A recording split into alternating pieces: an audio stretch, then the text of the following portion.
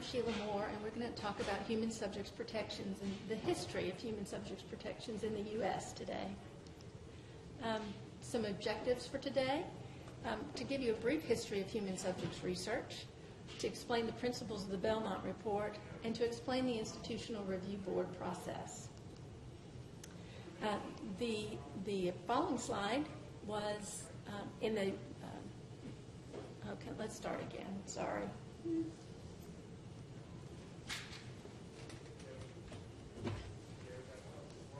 Hi, I'm Sheila Moore, and we're going to talk about human subjects protections today.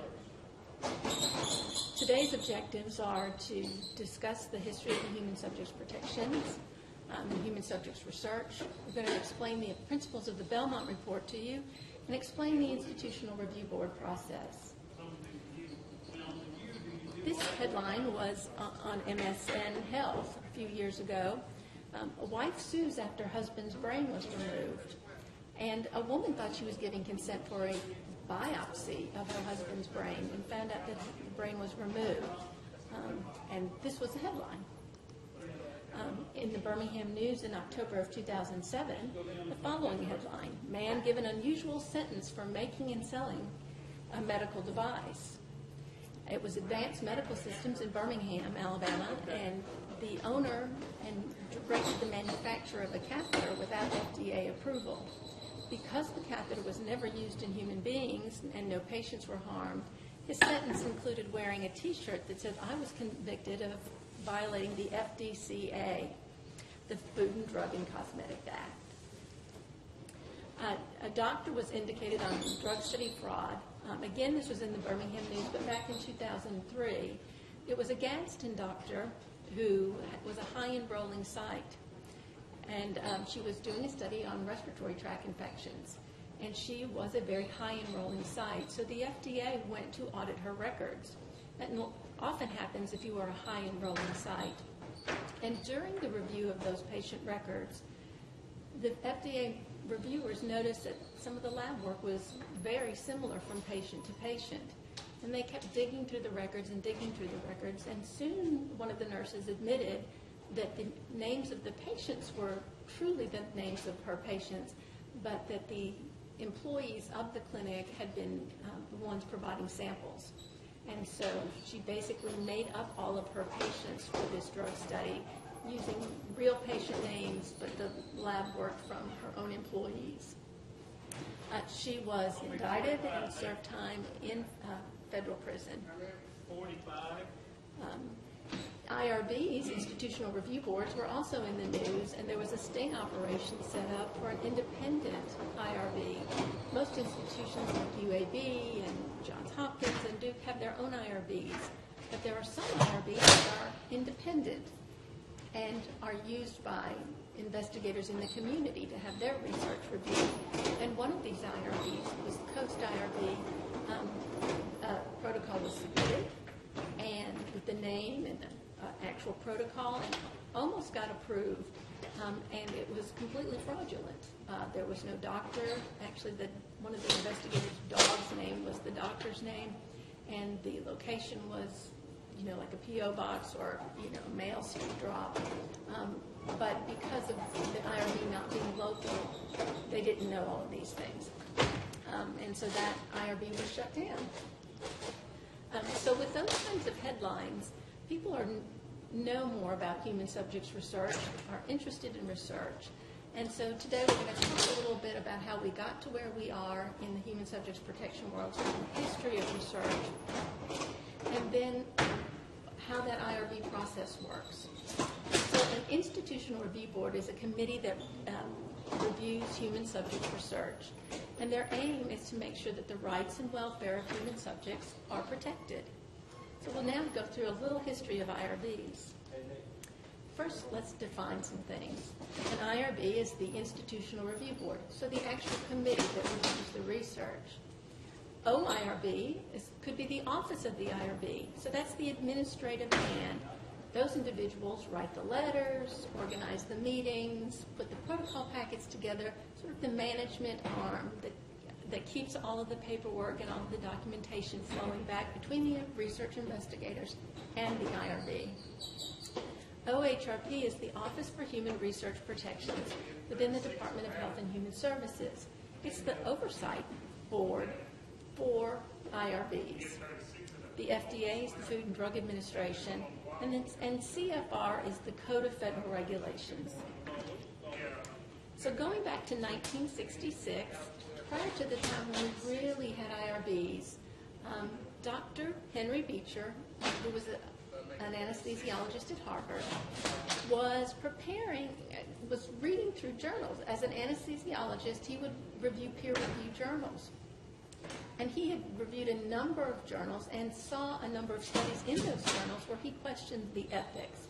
And he felt that given his background, knowledge, and what he knew, how could anybody give informed consent for some of the studies that he had seen published in peer-reviewed journals? So he published 22 of those studies in his article, questioning sort of how could someone give informed consent? Could they really understand what the risks were? From the Beecher article, we're going to talk about two of the studies he references. One is the Jewish Chronic Disease Hospital and the HeLa cells used there, and the other is Willowbrook. In Rebecca Skloot's book, The Immortal Life of Henrietta Lacks, talks about HeLa cells. If you haven't read the book, I would highly recommend it. For a nonfiction book, it's a good read. But it also gives important information about how the medical community was not that long ago. Miss Lacks had a hysterectomy, and part of the tissue taken in the cervix actually grew cells in culture. And it was the first cells that grew in culture. And so it was from a cancer surgery, and so those cells grew in cell culture and have been used for years and years. If you see the HE and the LA in Ms. Lacks' name, that's where HeLa comes from. Well, the researchers at the Jewish Chronic Disease Hospital actually injected those cells into human beings. They did not get informed consent from the patients. Most of them were unable to consent, and nor did they get permission from the next of kin. Some of the physicians at the hospital resigned over this and made reference to the kinds of atrocities that occurred in Nazi concentration camps during World War II in the name of research. And so that's one of the stories that Dr. Beecher talks about in his article about the use of the HeLa cells at the Jewish Chronic Disease Hospital.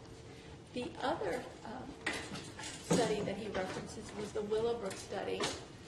And if you can see, this is a couple of the book. There was a book written about Willowbrook. Willowbrook was an institution for children, what they called back then mentally defective children. And back then in the 40s and 50s, we don't have the services in the community that they didn't back then, what we have now. And so a lot of times families would take care of their children at home until they could no longer manage them, and then take them to an institution like Willowbrook. Oftentimes, families were counseled not even to take the child out of the hospital after he or she was born, and immediately put them in an institution. And the institutions that they would be put in were like Willowbrook.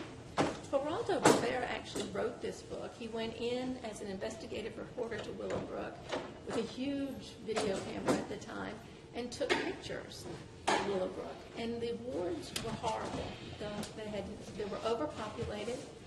Money was cut to the mental health system, so the staffing was immediately cut. So you would have 40 to 50 children in a ward unit with maybe one, possibly two attendants. Oftentimes the children were not dressed. They had trouble eating. They would aspirate. And that was the conditions at Willowbrook. However, if your child was in the hepatitis study, they would be in a much nicer facility with lots of doctors and nurses around. And some of the families were told that their children would have gotten hepatitis anyway. And so they thought that they were making a better choice for their child by putting them in the hepatitis study. What the researchers didn't tell the family is how the children would be exposed to hepatitis. And those children who were enrolled in the hepatitis study were given stool samples from the children who had hepatitis. It was mixed with chocolate milk and administered to the children. And the researchers actually documented sort of the natural course of their diseases, looking at hepatitis. And much of what we know about hepatitis A and B back in those early days comes from the Willowbrook studies. Other studies of note, Milgram studies of obedience in the 1960s. I'll let you read the slide. It was actually repeated in 2008, and it does look like when people have authority figures telling them what to do, they will go ahead and do it. And so it was very elaborate, sort of deception type of research. So in the social and behavioral area, things were going on as well. The San Antonio contraceptive study was in the 1970s, and it was actually to determine the efficacy of the birth control pill. The study was conducted in a clinic where low-income Hispanic women went, and they were coming to the clinic to obtain birth control. They were enrolled in the study without their knowledge, and there were a number of unplanned pregnancies in the placebo group in that study. But again, the language barrier was an issue. The tea room trade study in the 1970s, the researcher, Laud Humphreys, posed as a watch queen outside public restrooms where people met to engage in homosexual behavior. And so he was watching the door while people went into the restroom. But he didn't tell the people that he was actually writing their car tag number down. And then afterwards, he would go to DMV and find these individuals and then go to their homes and pose as a market researcher and ask them and their spouses all sorts of questions. You know, are you married? What does your husband do? And back in the 70s, people were much more open to share that kind of information. And then what the researcher did is he published the information in such a way that people could be identified. And then there was Tuskegee. Before the study, there was a Rosenwald Fund that provided monies for the treatment of syphilis in the Macon County, Tuskegee area of Alabama. And Rosenwald was sort of, the Rosenwald Fund was funded by the Sears Roebuck Company. It was sort of the Bill and Melinda Gates Fund of its day. There's a link here on the slide where you can go and see an Alabama Public Television episode of the Rosenwald Fund and the Rosenwald schools that were throughout rural Alabama. The Rosenwald Fund funded schools, built schools, and they also provided this treatment for syphilis. When the stock market crashed, there was no money left to provide the syphilis treatment, and so the individuals who had been receiving treatment were just left on their own for their treatment. In 1932, the Public Health Service, hoping to replicate a study that had been done in Europe, decided to enroll participants, actually find these individuals who had been treated under the Rosenwald program, and enroll them in the study to look at the natural history of syphilis. However, they really weren't informed that it was a study. There was no consent. And the men thought the procedures being performed on them, for instance, spinal taps, EKGs, the drawing of blood, was the new treatment for their syphilis, or as they called it, bad blood. The Tuskegee syphilis study went on until 1972. There were approximately 300 participants. And it was actually the public reaction when the story hit the main lay people press is what started the National Research Act of 1974. And how it came to light for the public is that there was a venereal disease contact researcher who had read about the Tuskegee study. It wasn't as if the Tuskegee study was secret or not being published. Reports on Tuskegee were in medical journals over time. And this contact researcher, when it was his turn to do journal club, decided that he would find out what happened when the Tuskegee participants were treated with penicillin, and what happened to their spouses or partners and their children, how this all worked. And so he looked and looked and couldn't find the study or the report of what happened when the study ended. And he went to the CDC and said, you've got to stop the study. And they said, no, we're going to continue it. And he appealed to them. And after the second appeal, and they said, no, they were going to continue the study, he went to the lay press. And it was that outrage by the United States, the people of the United States, saying we cannot do this to our citizens, which led to the National Research Act of 1974. It was a national commission that was set up.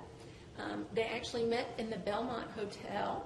That's why their report of that commission is called the Belmont Report, and it was published in 1979. And even though it was published a long time ago, the principles outlined there are principles that are used daily by IRBs in the review of an IRB protocol. The full title is the Belmont Report, Ethical Principles and Guidelines for the Protection of Human Subjects Research. The Belmont Report then becomes the backbone for the Department of Health and Human Services and FDA regulations concerning human subjects research and IRBs. So the Belmont Report starts out with sort of just a general introduction about what's practice and what's research. And it's not always a clear line. You can be treating someone and treat them, and it's sort of maybe an off-label treatment, and it works. And you treat maybe another patient off-label for the same condition, and it works for them. And maybe a third. And so you do a case report and submit it to a journal. But at that point, you think, maybe we'll design a study and start people on this off-label medication first. Once you start designing a study, you really need to go ahead and get IRB approval. If you're commenting on one or two individuals, you can sort of put that as a case report. 3, 4, or more, you probably need to go ahead and get an IRB approval too, because you're collecting information on those individuals. There was an ophthalmologist in Florida who did a technique that no one else did. He didn't tell his patients that he was the only one that did this technique, and then studied it, then collected data on over 300 of his patients before publishing it. And OHRP and the federal regulators were upset about this, saying, this was research. People had a right to know that you were the only individual, probably in the whole world, that did the technique like this, and people needed to know that. And you needed to do a well-designed and defined study before you just sort of did this procedure on 300 people. So when is it practice? When is it research? And I will let you read this. But if you're contributing to generalizable knowledge, you plan to share your results with others, it's probably research. But if you start them all down. So the Belmont Report, after that introduction of what's practice, what's research, goes into the basic ethical principles. And it's respect for persons, beneficence, and justice. So respect for persons means that everyone are autonomous, and they have a right to self-determination. So every morning you get up and you decide what you're going to wear, what you're going to eat. Those are self-determinations. It's what you decide. If you're on a diet and you know that you have Weight Watchers points, you decide if you want the jelly donut or if you're going to have the fruit and bran. But you know the calorie count, you know your Weight Watchers points, you know all of that, and you make a good decision. In the same way, respect for persons is we have to give people good information so that they can make a good decision. And it has to be in language that's understandable to them. You can't talk over their heads. You have to explain things to them. So you can make your own decisions, but to make a good decision, you need the right information. So obtaining informed consent, and then we talk about protecting privacy and maintaining confidentiality. So your IRB will take this principle and look at the informed consent process, the informed consent form, the advertisements, everything around that process for informed consent, and look at the language that's going to be used to make sure that it's understandable to your population. And is in a language, it will be presented in a language that they understand. They'll also look at privacy and confidentiality. Privacy is how we approach people. So we would not say, announce to a waiting room full of people, oh, Mr. Smith, good news, you qualify for this syphilis study. No, we would call them into an exam room and explain the test results, and then possibly offer them the opportunity or the information about a research study on the condition that they have. So privacy is how we approach people, when we approach people. And we do it to protect their privacy so that no one else knows what we know about them. Confidentiality in the IRB world talks about what we do with their data. So if we're collecting questionnaires from people, we don't sort of just take those questionnaires and throw them to the wind when we're done. We put them in the shred box. Or how are we going to maintain it behind firewalls and not put things on thumb drives or on laptops that are unencrypted. So how we maintain the confidentiality of the data that we collect. So confidentiality is on the sort of the written data. Privacy is how we approach people. Beneficence. Beneficence talks to our research design and minimizing risks and preventing harm. So for instance, if you are involving women of childbearing potential in a study and it involves a CAT scan or other x-rays, you'd want to get a pregnancy test first and not after the x-ray to make sure that, again, we're minimizing risks. But those are sort of physical risks, and a lot of researchers forget that we're also talking about a number of risks other than physical.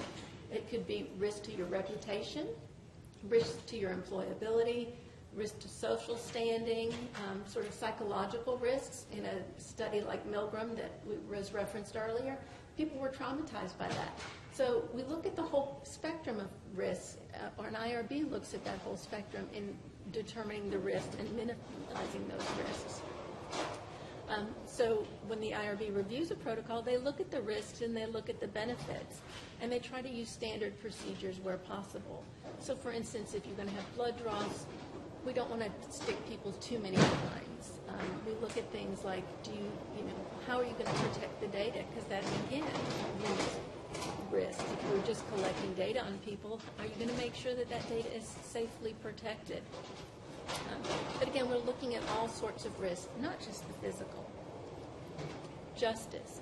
Justice talks about the equitable selection of subjects so that the research risks are fairly distributed in the population, and also the benefits are fairly distributed. If we do a study with just women or just men for a condition or disease that affects both women and men, the results may not apply to both genders. Again, that could be racial mixes too. So if you propose a study to an IRB, they're going to look, is it men or is it women? Is it a condition that they both have? What about children? And then they're going to ask you, why are you just looking at men or women? And you might have a good rationale, and then you need to provide that. If you are finding that women react differently to a drug and you want to investigate that further, that's a good reason to, and you provide that rationale to the IRB. But if both men and women are getting the drug or the disease and you're testing a new drug, then probably both should be included. Part of the IRB's role is that every year, at least annually, usually annually on most studies, but can be more frequently, the study will come up for continuing review, and the IRB will normally ask for a breakdown by gender, by race, by age of your research participants, so that the IRB can talk to this principle of justice, saying, well, they said they were going to have men and women 50-50, and they look at the numbers at the time of continuing review and say, well, yes, they had 50-50, 40-60. But if the numbers are way off from what was proposed, the IRB may come back and ask, why is it? And you could say, well, we were going to do all of our women first, and then next year we're doing all men. Well, that's fine. But sometimes maybe you are not getting the right racial mix or gender mix, and the board might say, well, how are you going to handle that? Where are you going to go? Are you going to advertise differently? Are you going to, what are you going to do to fix that? And so be prepared for that. The IRB is asking you those questions to address this principle of justice. And they're going to be looking at the study design in terms of recruitment and even inclusion-exclusion to make sure that everybody can be included that needs to be included. So research. So from the Belmont report, talking about generalizable knowledge, we're now talking about the definition in the Code of Federal Regulations. And 45 CFR 46 is the code of federal regulations used by IRBs. So the first is the definition of human subjects, and I'll let you read the slide. Again, these are from 45 CFR 46. Some more definitions about what is an intervention and an interaction. And private information. A number of years ago, Oprah did a study at Harpo Studios. It wasn't really a study, she had a question. How did women wash their hands after using the restroom? And so there was an air hand dryer and paper towels and soap and hot and cold water. And she set up a video camera to watch women as they left the stalls wash their hands. And so it was all recorded, and they figured out some ladies liked the hand dryer and some liked paper towels, and some didn't wash their hands at all. But had Harpo worked at an institution like UAB or a large institution that had a IRB, she probably would have had to put that study through an IRB process. If she was going to share that information, she was contributing to generalizable knowledge. She was going to publish that on her television show and show people, so it would have needed IRB approval. So again, things that you don't necessarily think about, but again, private information, when you don't think that you're being recorded in such a way, would also fall under the sort of umbrella of a human subject.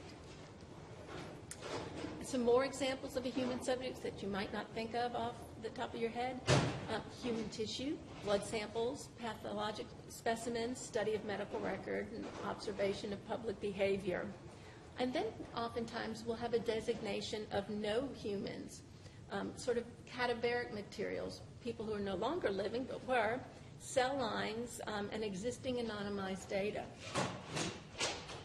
This was a headline in 2008, and the chief of the UCLA cadaver program pleaded guilty for actually taking bodies that had been donated for science and actually cutting them up to be used for an orthopedic training program. So if an orthopedic company was doing hip replacements, he would give them sort of the midsection so that so orthopedic surgeons could be trained on hip replacements with the cadavers.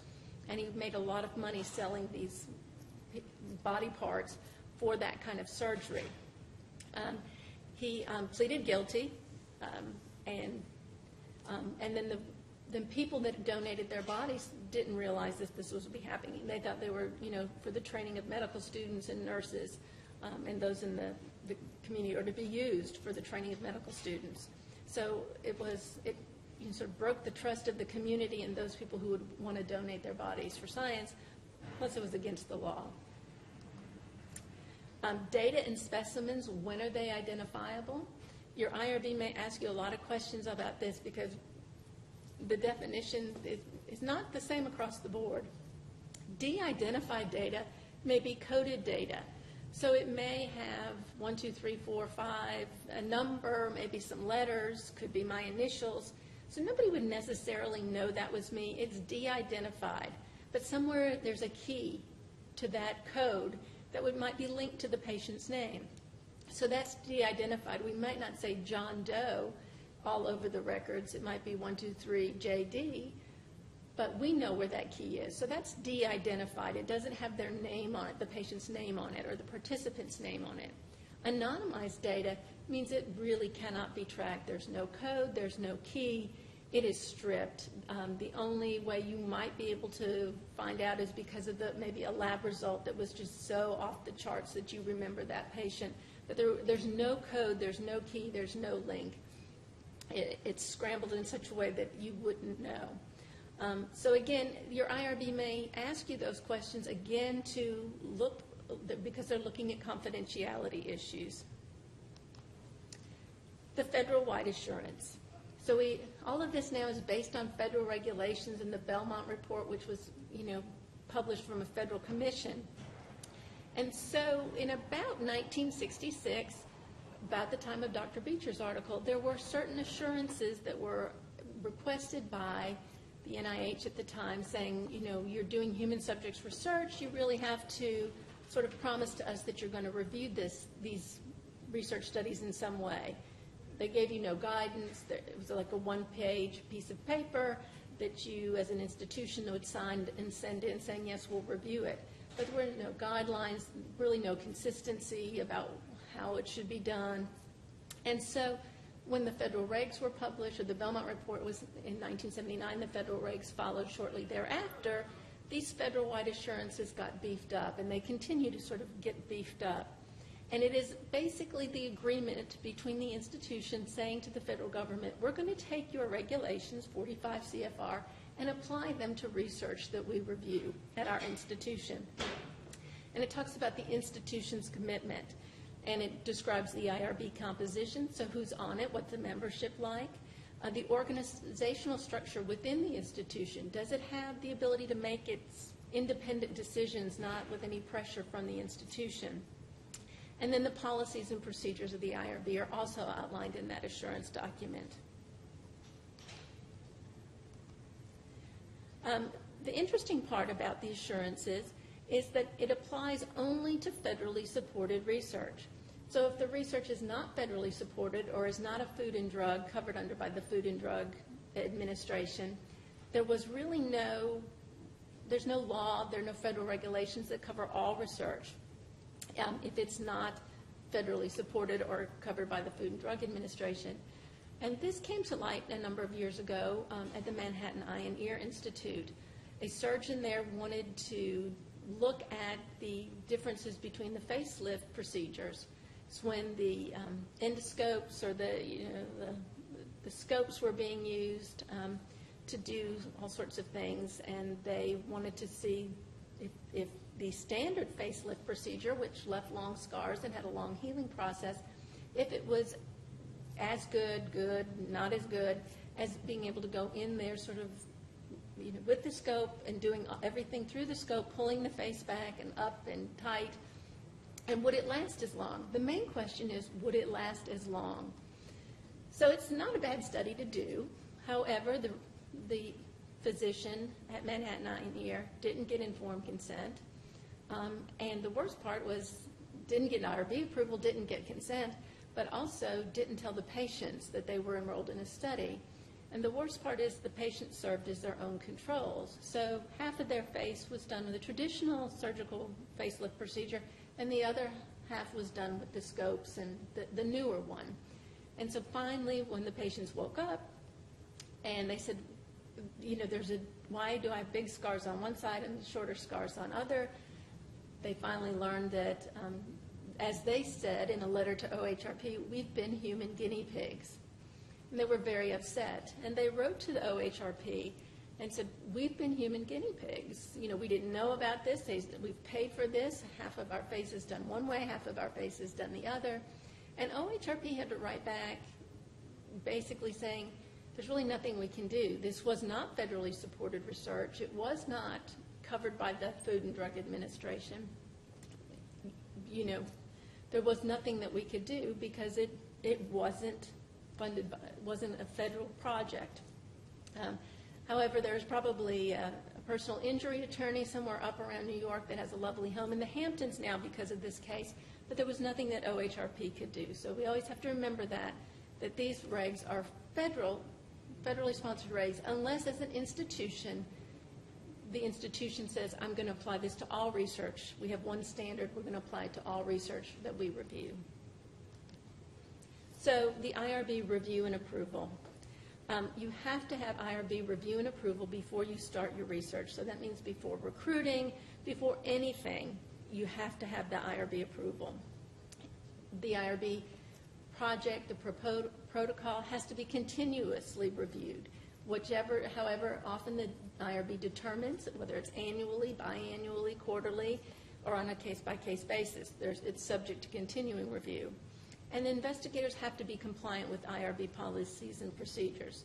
So as an investigator, you need to know what those policies and procedures are. And when in doubt, call the IRB office because they'd be glad to explain it. So who is this IRB, the Institutional Review Board?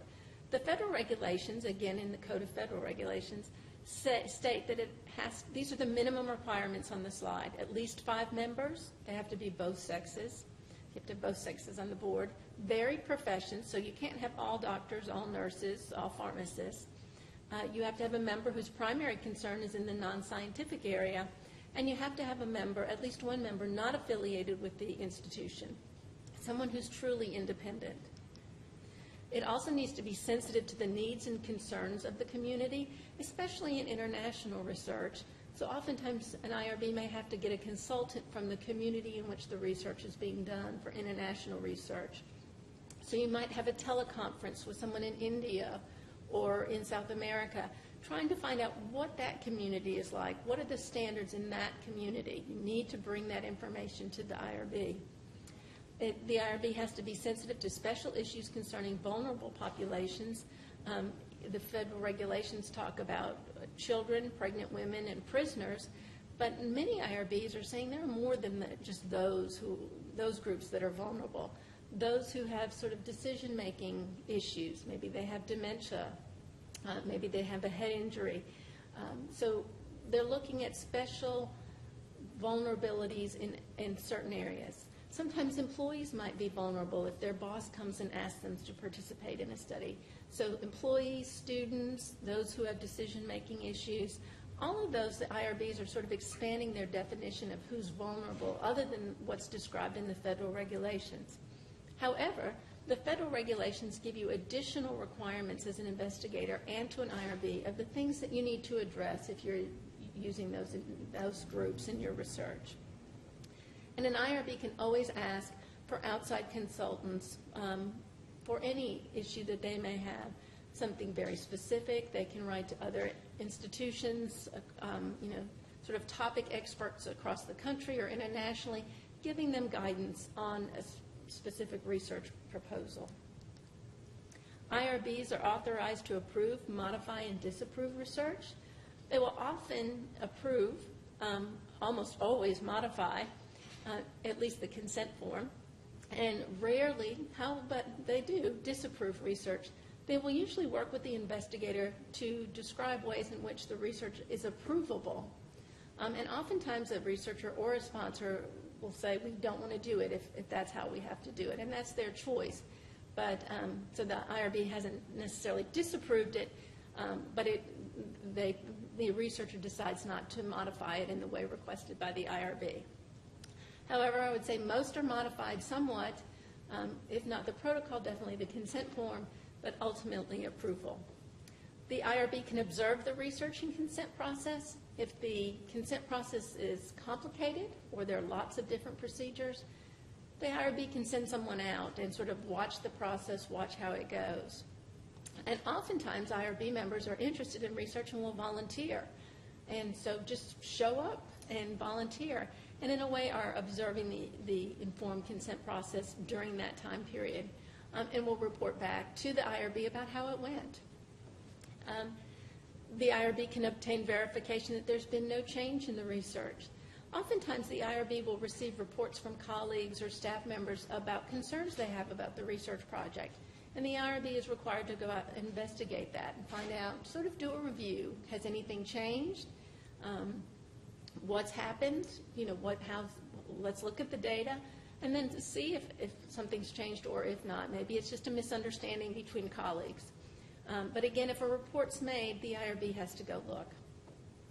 And if something is found, the IRB can suspend or terminate research for noncompliance or serious harm.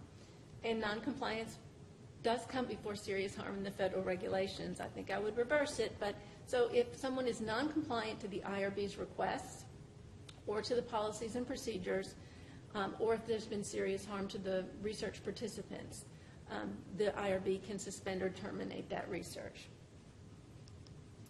Informed consent, and back to our favorite Belmont report. The Belmont report talks about informed consent providing information, having voluntariness, and being comprehended by the research participant. So some outtakes from consent forms. The autopsy will have no benefit to you, or this page left intestinally blank.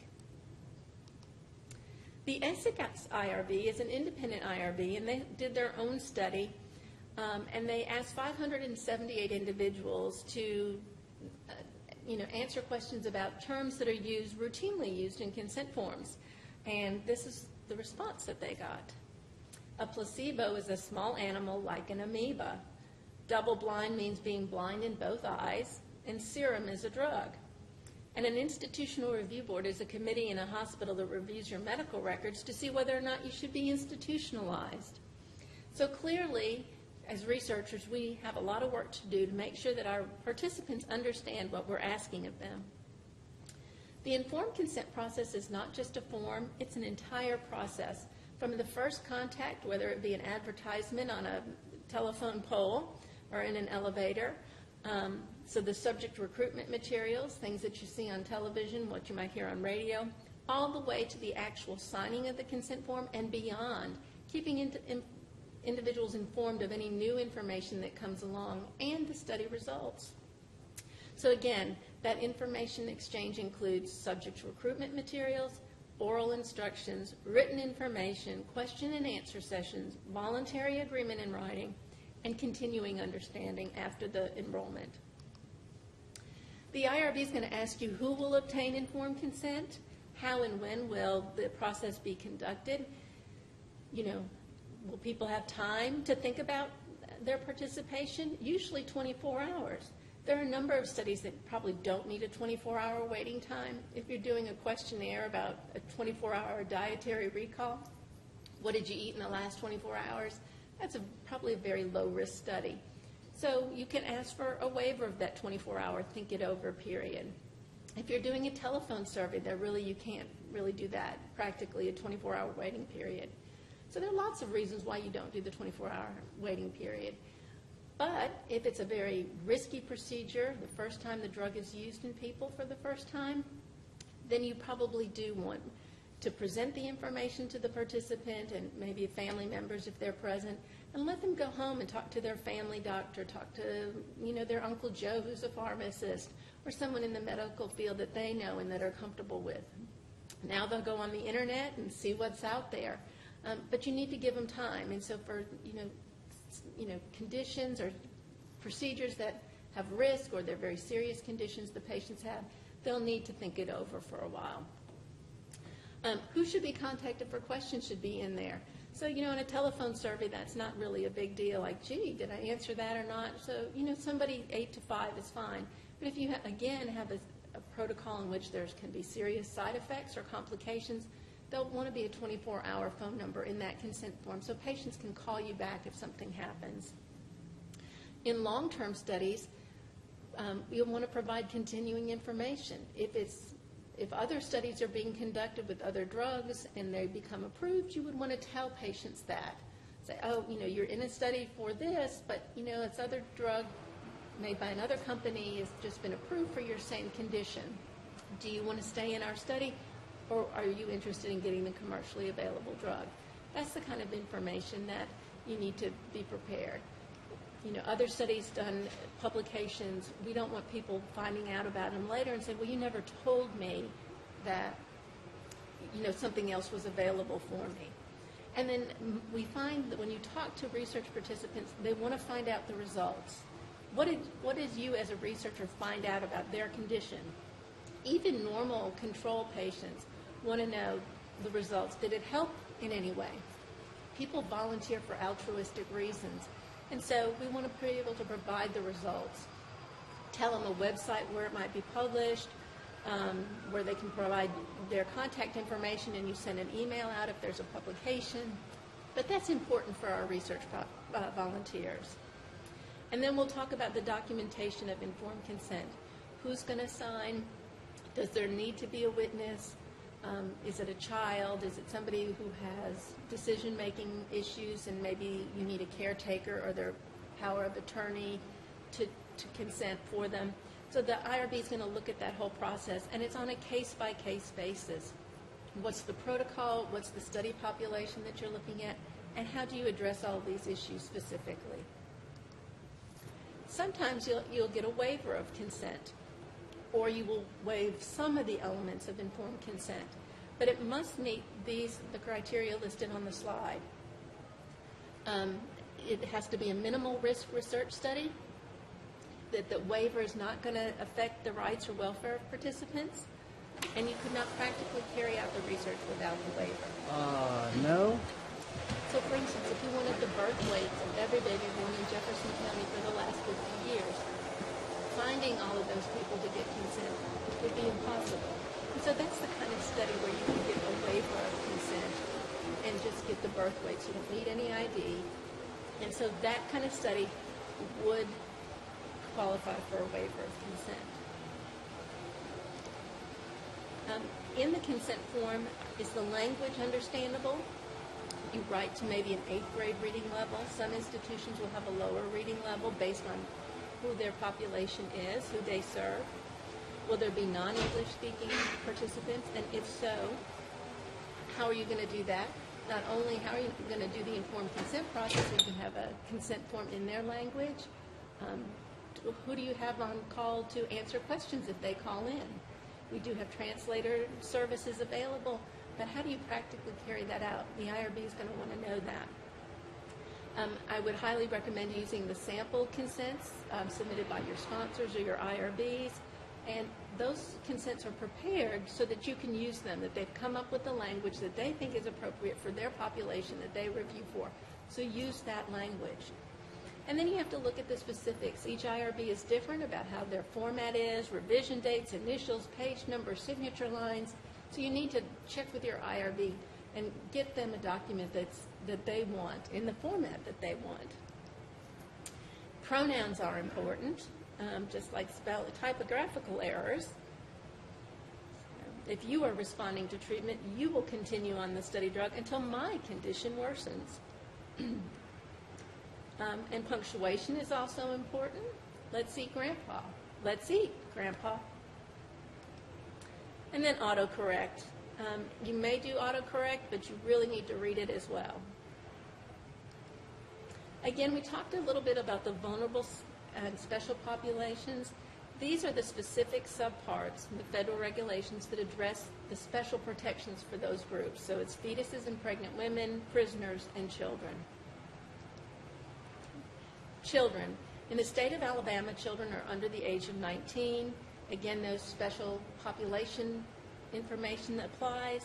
There's a special population form you might have to fill out. Adolescents, however, may be able to consent for themselves depending on the study. And then that consent discussion, who can consent, will go to the question, are these normal volunteers or is this therapeutic research? Does the child have cancer? Or is it just a questionnaire about how many vegetables they eat? So again, those sort of kind of questions about is it a normal volunteer versus therapeutic research and who gives consent are all the kinds of things you need to think about when enrolling children. And just a little far side. Late at night, without IRB permission, Ruben would often enter the nursery and conduct experiments in static electricity. Thank you for your attention, and good luck in conducting research with human subjects.